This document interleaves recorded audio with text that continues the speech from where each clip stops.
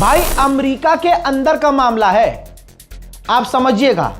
America के अंदर जिस अमेरिकी बेस पर अमेरिका का विदेश मंत्री और अमेरिका का डिफेंस मिनिस्टर मौजूद था, वहां पर एक अनआइडेंटिफाइड ड्रोन पहुंच गया। पूरे बेस पर भगदड़ मच गई। मजेदार बात यह है कि उस ड्रोन को कोई पकड़ नहीं पाया। वो ड्रोन आया भी और चला भी गया। कहां से आया था अमेरिकी अधिकारियों को नहीं पता, लेकिन उस वक्त अमेरिका के विदेश मंत्री और डिफेंस मिनिस्टर की फट के चार हो गई थी। तो अमेरिका के जितने भी ऑफिशियल थे वहां पे फौजी, सिर्फ उनका काम यह था कि भाई इनको बचाओ। इस चक्कर में वो जो ड्रोन आया था किसी का, अल्लाह जाने किसका ड्रोन था, वो वापस चला गया। ये खबर अमेरिकी अखबारों में छपी और भाई पूरे अमेरिका में एकदम से डर का माहौल हो गया कि ये कुछ ईरान ने तो नहीं किया। हालांकि ईरान का कोई ऐसा ड्रोन फिलहाल नहीं है जो इतनी दूर से सीधा अमेरिका पहुंच जाए, लेकिन ये ड्रोन था किसका अभी तक अमेरिकी ऑफिशियल ने कंफर्म नहीं किया है। उधर ईरान ने बड़ी कार्रवाई की है।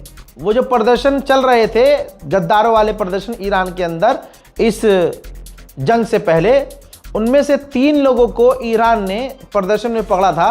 3 लोगों को फांसी दे दी है। क्यों?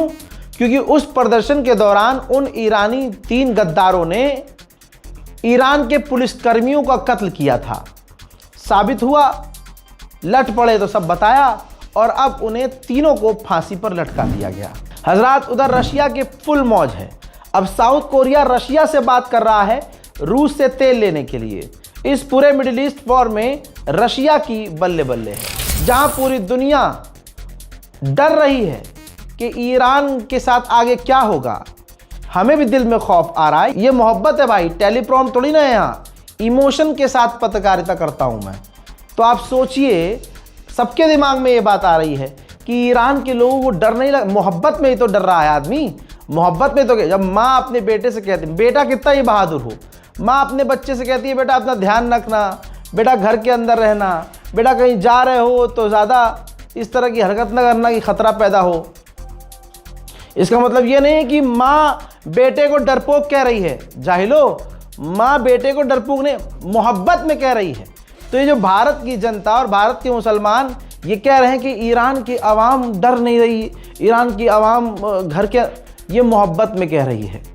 इसीलिए तो ईरान भारत के मुसलमानों का बार बार शुक्रिया अदा कर रहा है कि आपके दिलों में ईरान के लिए मोहब्बत नज़र आई है। ज़रा देखिए, जहां दुश्मन बंकर में छुपा हुआ है, यहूदी छुपे हुए हैं पार्किंग के अंदर, मेट्रो स्टेशन के अंदर, बेसमेंट में छुपे हुए हैं, उनकी ज़िंदगी वहीं कट रही है। यहाँ ईरान के लोग सड़कों पर खुले आसमान के नीचे अमेरिका इजराइल के हमलों के खौफ के बिना प्रदर्शन कर रहे हैं। मेरे दोस्तों, ईरान का बहुत बड़ा एक गेम है जो उसमें कामयाब ईरान हो रहा है।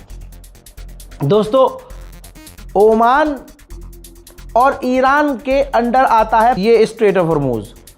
ओमान और ईरान के अंडर है ये स्ट्रेट ऑफ हॉर्मूज। ठीक, क्लियर हो गया।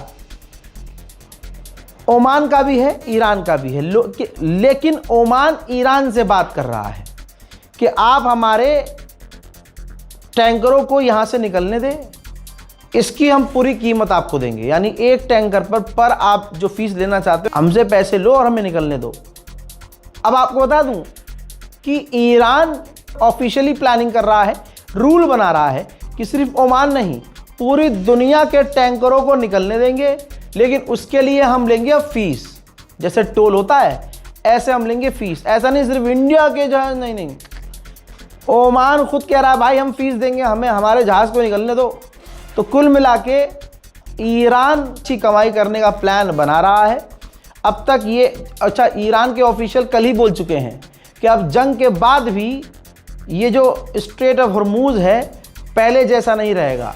जाहिर सी बात है, ईरान इसके लिए अपने अलग रूल्स बना रहा है। उधर ईरान ने कराच के इलाके में इजराइल के एक और ड्रोन को मार गिराया है। फ्रांस के राष्ट्रपति ने कतर से बात की और ईरान के हमलों की निंदा की और ये ट्वीट पर जानकारी दी। ईरान के विदेश मंत्री ने उस ट्वीट को रीट्वीट किया, ये रहा आपकी स्क्रीन पर, और कहा यह कितना गलत है कि एक तरफा निंदा की जा रही है, जबकि पहले हम पर हमला किया गया। तो रिटेलिएशन किया भाई, पहले तो हम पर हमला हुआ, हमारी गैस फील्ड उड़ाई, हमारे ऑयल उड़ा दिए, इतने सालों साल तक हमारा जो हवा पानी है वो खराब हो गया, हमारा पूरी तरह से नुकसान हुआ। अभी भी हवा जहरीली है, लोग जहरीली हवा में जी रहे हैं और उसके बावजूद हमारे गैस फील्ड को उड़ाया गया। तो ये एक तरफा जो इमैनुअल मैक्रोन ने, फ्रांस ने निंदा की है, कि कितना गलत और कितना डबल स्टैंडर्ड है।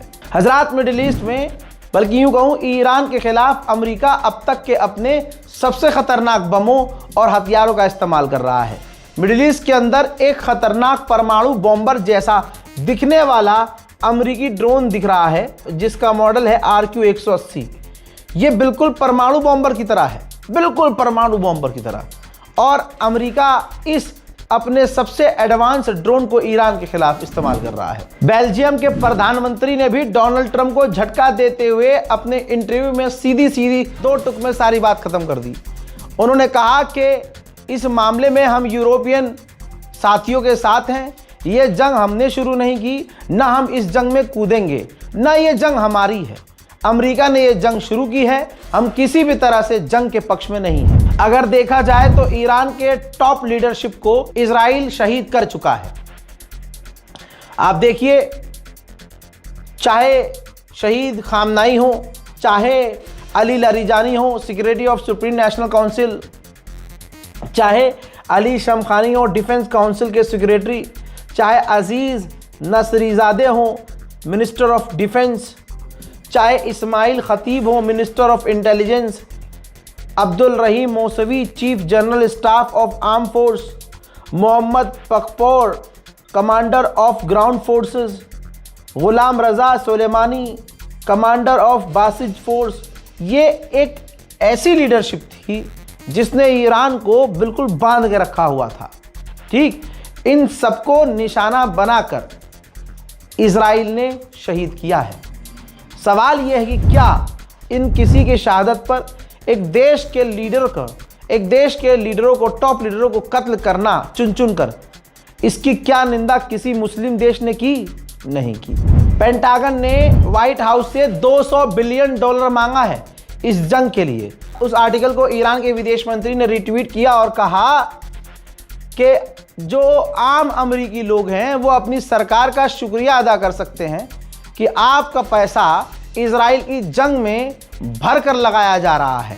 आप ट्रंप सरकार का शुक्रिया अदा कर सकते हैं कि जिसने अमेरिका फर्स्ट की जगह इजराइल फर्स्ट कर दिया है। पिछले 12 घंटे के अंदर जो हमले इजराइल पर ईरान ने किए, उन हमलों में 170 से ज़्यादा इजरायली घायल हैं।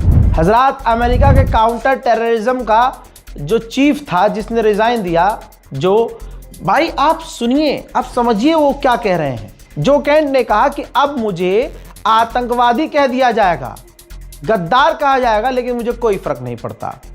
जो कैंट ने कहा कि आज अमेरिका की पॉलिसी को मैनेज कौन कर रहा है? इजराइल की लॉबी कर रही है, इजराइल ही सारे डिसीजन ले रहा है। अली लारीजानी को जो अमेरिका ने, इजराइल ने कत्ल कर दिया, जो इजराइल ने अली लारीजानी को, लीडर को, ईरान की टॉप लीडरशिप को कत्ल किया, वही आदमी था जो ईरान के तरफ से बात कर रहा था और डील कर सकता था, और वो डील चाह रहे थे।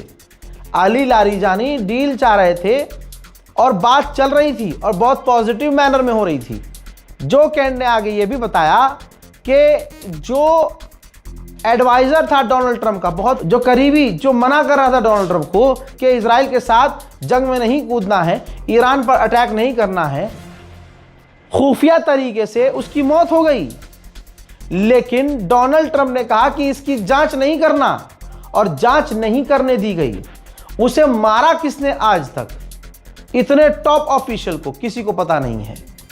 हजरात, आप सोच सकते हैं कि साबित हो रहा है, ईरान ने जो हमेशा कहा वही साबित हो रहा है कि अमेरिका की सरकार कोई और नहीं चला रहा है, इजराइल चला रहा है। मेरे दोस्तों, इस रिपोर्ट को शेयर कीजिएगा, इंतजार कीजिएगा मेरे अगले अपडेट का। तब तक के लिए जय हिंद।